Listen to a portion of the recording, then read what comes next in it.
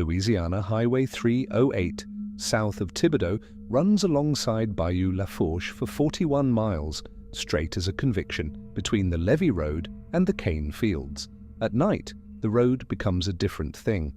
The cane rises 10 feet on both sides and blocks the sky, and the headlights tunnel through a corridor of green so narrow that the edges of the road disappear, and you feel less like driving and more like being swallowed.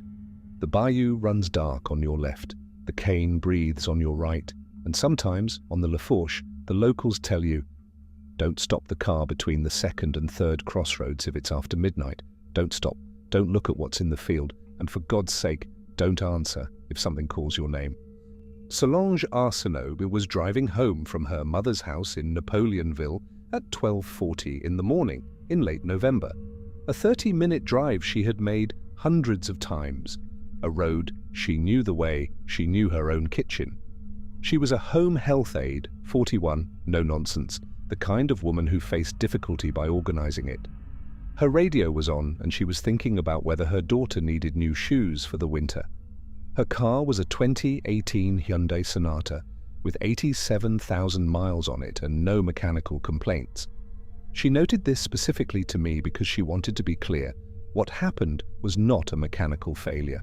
Between the second and third crossroads, she remembered the warning from her grandmother only after, her headlights caught something on the shoulder of the road. A woman, she thought at first. Standing on the levee grass between the road and the bayou, facing away from traffic. She slowed automatically, the way you slow for a pedestrian at this hour on this road, because there is no rational reason for a pedestrian to be here, and irrational reasons tend to involve injury or distress. The figure did not turn, did not react to the slowing vehicle. It was standing perfectly still, facing the bayou, its hair loose down its back.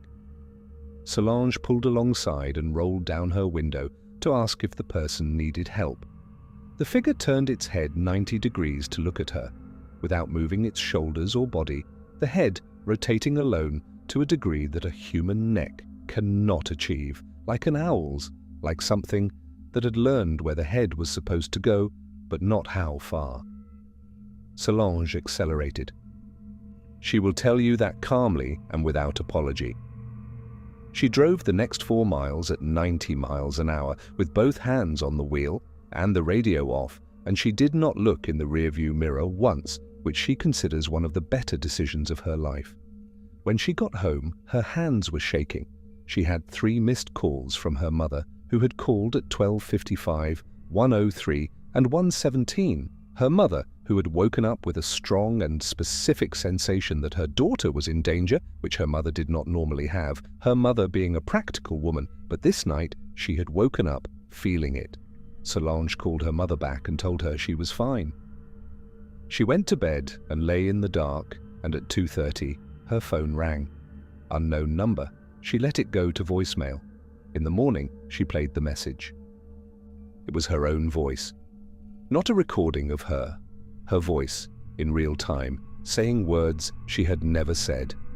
"I'm on the road. I'm going to stop. I want to see what's in the field." A pause.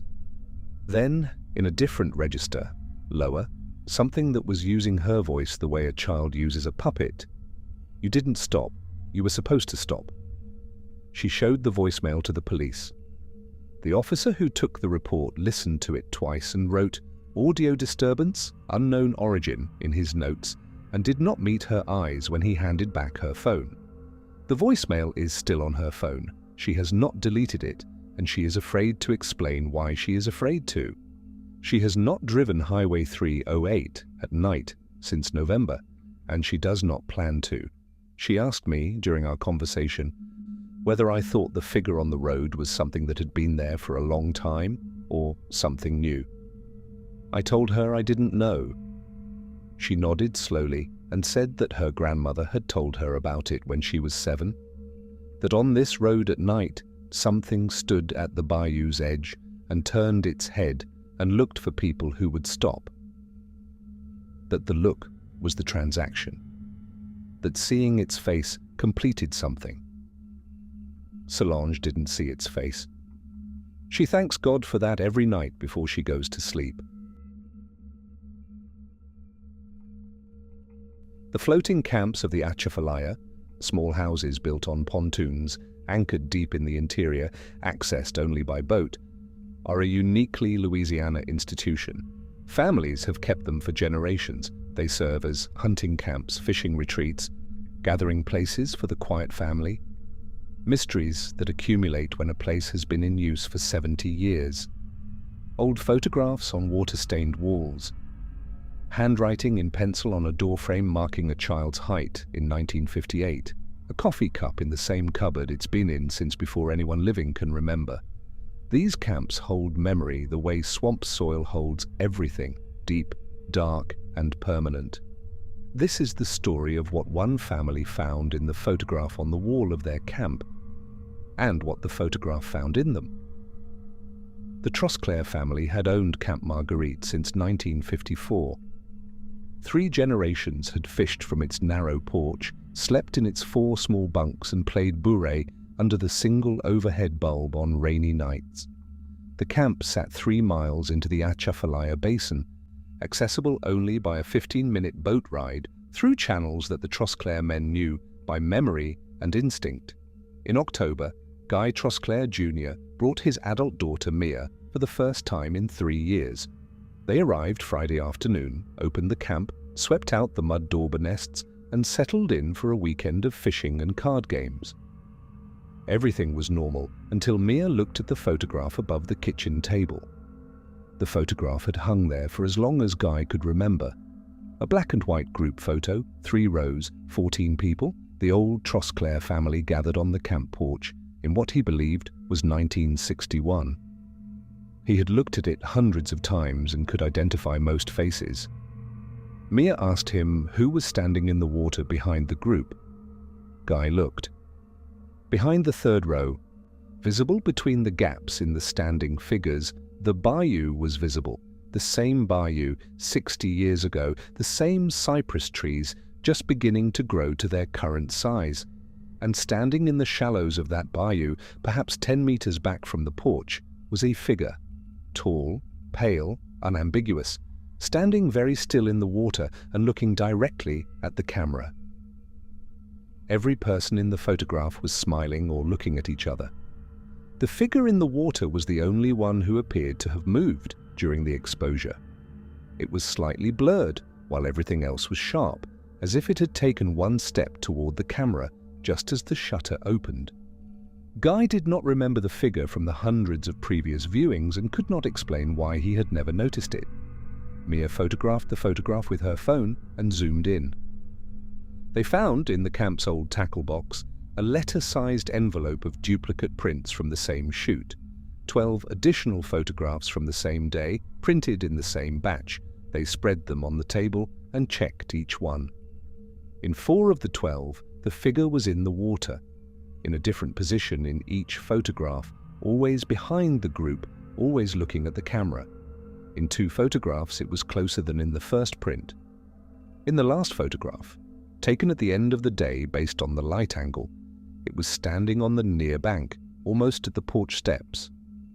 That night, Guy woke at 3 in the morning to the sound of the camp moving on its pontoons, the specific rocking motion of someone boarding from the waterside. Mia was awake across the room, looking at him. They had both heard it. He turned on the porch flood. The water was dark and still on all sides. When he reached the water side of the porch, he found a handprint on the rail, palm down, fingers pointing outward toward the water. Pale grey residue, dry, with no odor. They left at 5 in the morning and did not watch the water as they went. Guy Trosclair had the photograph analyzed by an archivist at Tulane, who confirmed its age as consistent with the 1960 to 1962 period and found no evidence of darkroom manipulation. The figure was in the negative. It was photographed there. Guy's father, now 81 and present at the 1961 shoot, listened to Guy's description over the phone. A long pause, then, "We saw it that day, in the water. Your grandfather told us not to look at it directly, said it had been there since before the camp was built. said as long as nobody looked directly at it, it would stay in the water. Another pause.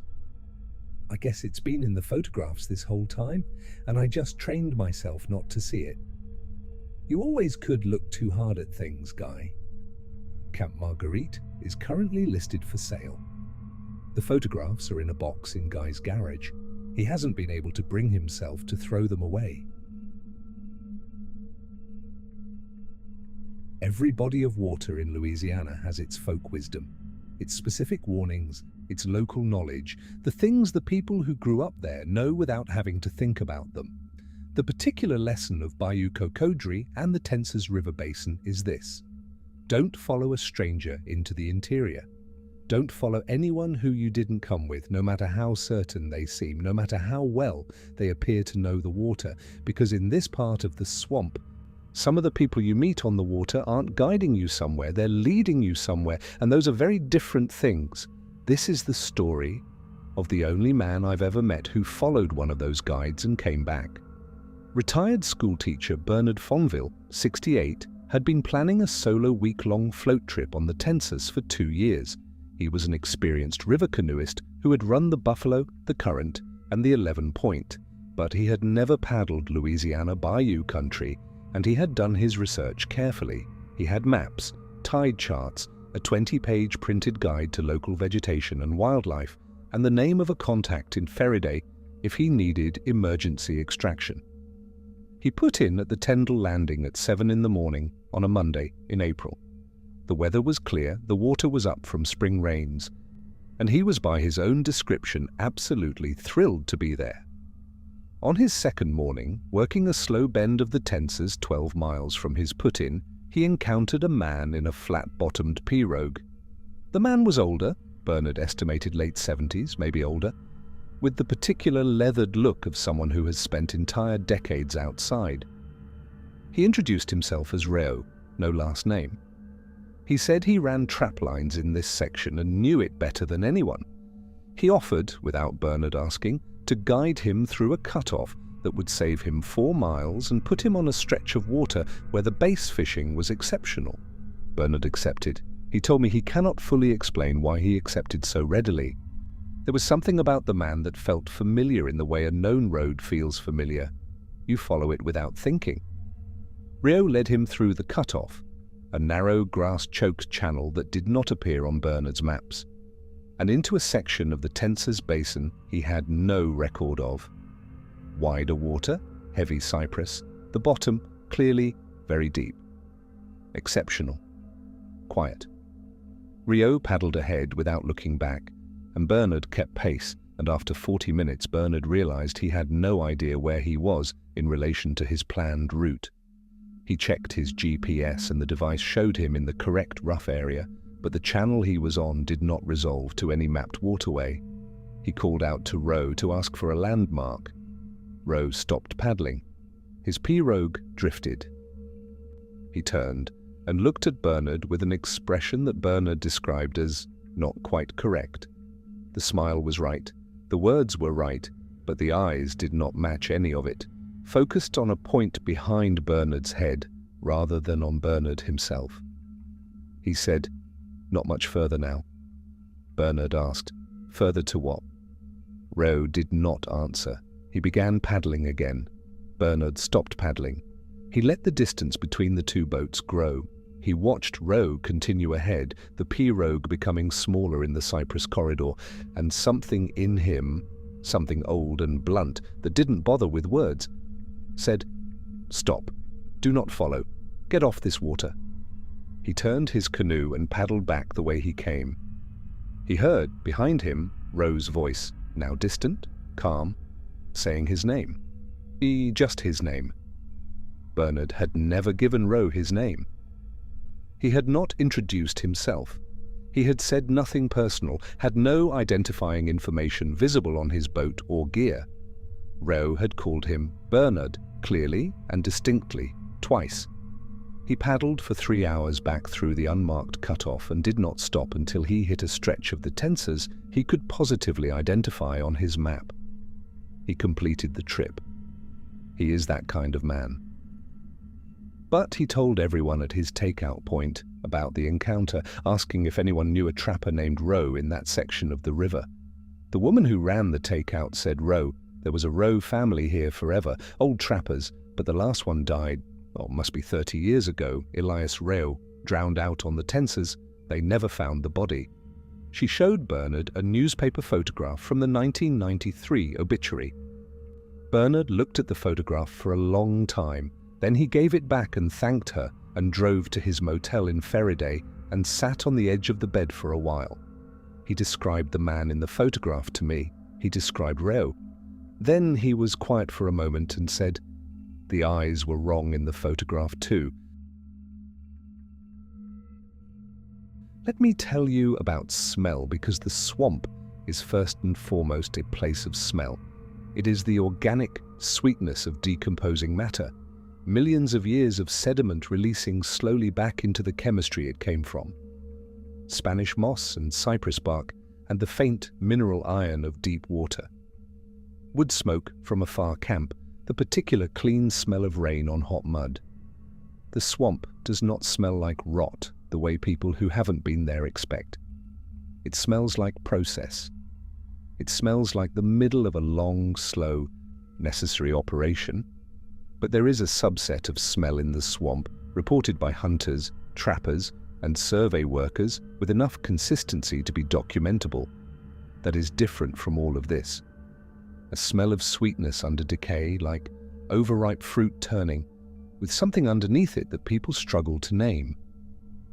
One man told me it smelled like the inside of a very old church. Another said it smelled like something remembering what it used to be. Whatever it is, the people who know the swamp know this. When you smell that, you leave. Deer hunter Thomas Gautreau, 53, had a lease in the Calumet Wildlife Management Area in St. Mary Parish. 200 acres of mixed hardwood and cypress swamp that he had hunted for 15 years. He knew every stand, every deer trail, every crossing at every creek. In November, so the opening week of firearms season, he was in his elevated blind at a creek crossing he'd hunted for a decade, settled in before first light, thermos of coffee, wind in the right direction, the comfortable darkness of early morning sitting over him like a familiar coat. He expected a routine morning. He expected nothing unusual at all, which is, of course, when the unusual presents itself with the most energy. At 6:15, before first light had fully developed, he smelled it. He'd heard the description before. His uncle had warned him years ago in the vague way that bayou warnings are delivered. But he had never smelled it himself, and he recognized it instantly and completely, the way you recognize a song you haven't heard in 20 years. Sweet decay with something underneath it. Old and biological and wrong in a way that bypassed analysis and landed directly in the oldest part of his brain. He stood up in the blind. He looked at the creek crossing below him. In the grey pre-dawn, he could see the clearing clearly. Nothing there. He picked up his rifle. Not aiming, just holding. The weight of it more comforting than any argument he could make to himself. The smell got stronger. It doesn't drift the way a scent drifts with the wind or wafts. It intensifies. It gets closer the way a sound gets closer. It preceded something, and what it preceded began making sounds in the tree line to his left.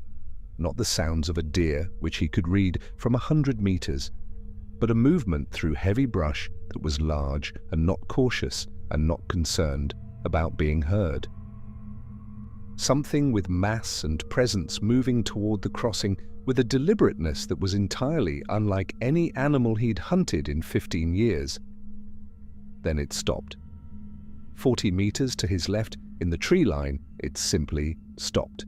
The smell peaked. Thomas had the rifle at his shoulder and nothing to aim at, and the sweat going cold on his neck in the November morning, and the absolute certainty, the physical, bone-level certainty, that something in that tree line was looking at him the way he was looking at it.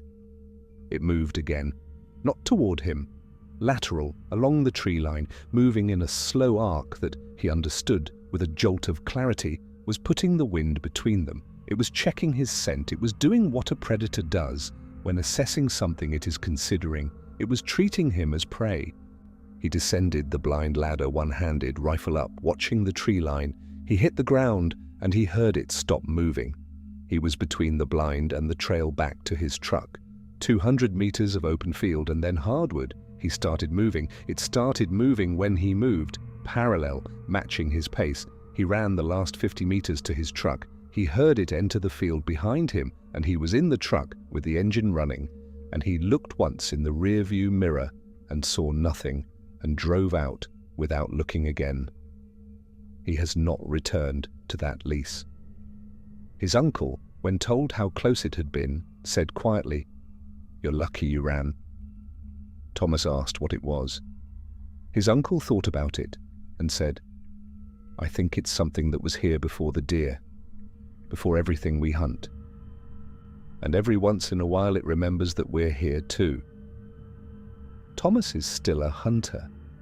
He hunts a lease in an entirely different parish now, on high, dry ground, far from any standing water.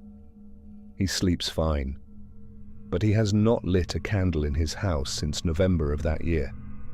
The smell of anything burning, even a candle, even a match, brings it back. That sweetness underneath. And then he wants to run. I have spent 6 months collecting these stories. I've driven 17,000 miles of Louisiana road, drunk more community coffee than any cardiologist would sanction, and sat across from more people who have seen things they cannot explain than I would have thought possible before I started. The swamp keeps its secrets with a kind of enormous passive indifference. It doesn't hide what lives in it. It simply doesn't care if you find out. What I have learned after all of this listening is this: the bayou is not waiting for you. It was here long before you arrived and will be here long after. But something in the bayou has noticed that people keep coming. And after enough centuries of noticing, that something has begun to pay attention back. This last story is mine. I did not go looking for it. It found me the way the worst things always do, gradually, then completely. 3 months into my research, I rented a small fishing camp in the Atchafalaya Basin for a week, not to experience anything, purely to understand the geography better, to feel what the witnesses had felt in terms of isolation and sound and the particular quality of swamp darkness. The camp belonged to a man I'd interviewed whose story you heard earlier.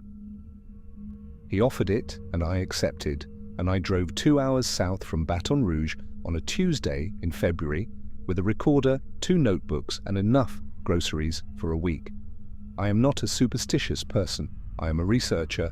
I document, I organize, I apply skeptical standards to everything I am told. I say this so you understand that what I am about to tell you is not the account of someone predisposed to see things. It is the account of someone who did everything possible not to see things and saw them anyway. By the 3rd night, I had settled into the camp's rhythms and was sleeping soundly. I woke at 2:14 for no reason I could identify, not a sound, not a dream, with the immediate and total alertness of someone who knows something is wrong. I lay in the bunk and listened. And the swamp was doing what it always does at 2 in the morning. The frogs, the insects, the distant owl. Everything normal. I was about to assign the waking to simple sleep disruption when I noticed the recorder. My recorder was on the table by the window, the red arm light glowing. I had not left it recording. I had turned it off at 11 and gone to bed. It was recording now. The arm light blinks when it's active, and it was blinking steadily, which meant it had been triggered in the last several hours, which meant something had moved in front of the motion-activated sensor. I played the recording. 2 hours and 7 minutes of ambient swamp sound, normal, normal, normal. And then at 1:41 in the morning, 33 minutes before I woke, a sound I could not immediately identify. I played it 3 times before I placed it. It was the sound of the window screen flexing. Not the wind. The flex was slow and deliberate, the specific sound of pressure being applied from outside, a steady pressing on the screen. It went on for 4 minutes and 12 seconds. Then it stopped.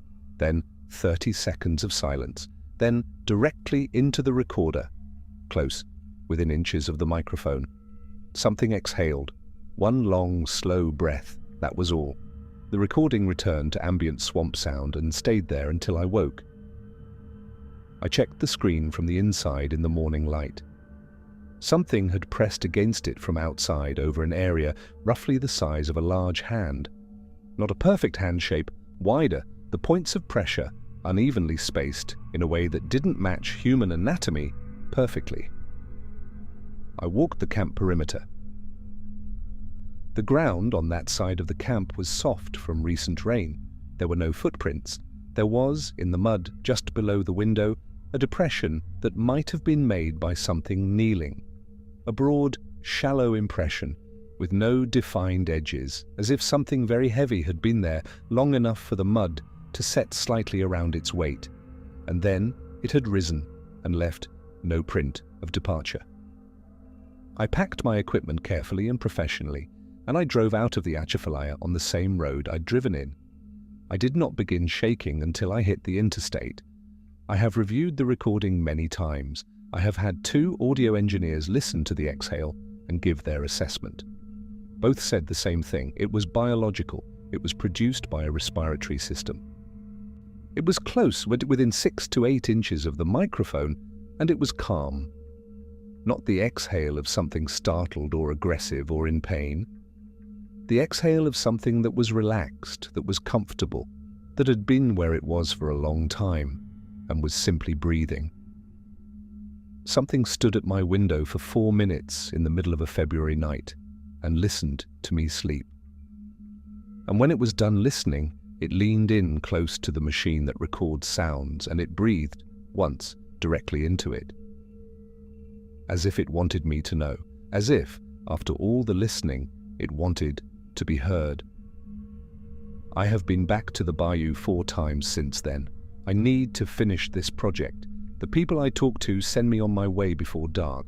They look at me the way you look at someone who knows, and they say nothing. The bayou is still out there. It is out there right now, tonight, in the dark and the heat and the Spanish moss and the black water. The frogs are counting. The herons are standing. And, somewhere deep in the interior, in the channels that don't appear on maps, in the clearing at milepost, something is doing what it has always done. It is watching. It has always been watching. And now, after all this time, it knows we are listening.